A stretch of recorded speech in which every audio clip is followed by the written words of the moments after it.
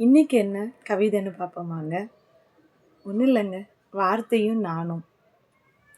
ஒரு வார்த்தை உன்னை மாற்றும் என்பது மெய்தானே. நான் கஷ்டத்தில் தவிக்கும் நேரத்தில் மட்டுமல்ல, இன்பத்திலும் என்னை உருவாக்கும் முத்தான முத்து உன் வார்த்தையே. சிற்பிக்குள் மறைக்கப்பட்ட முத்து எப்படி ஜொலிக்கிறதோ அதேபோல் எனக்குள் புதைக்கப்பட்ட உன் வார்த்தை உயிர்ப்பித்து என்னை பிரகாசிப்பிக்குதே.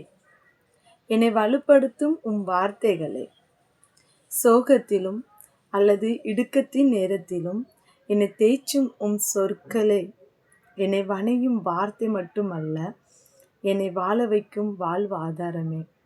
வார்த்தை வாழ்க்கையில் மிக முக்கியமானது. போட்டப்பட்ட வார்த்தையை மீண்டும் எடுக்கப்பட முடியாது. பேசுவதற்கு முன்பு வார்த்தையை மிகவும் யோசித்து சிந்தித்து வார்த்தை வெளியிடுவது நமக்கு நல்லது.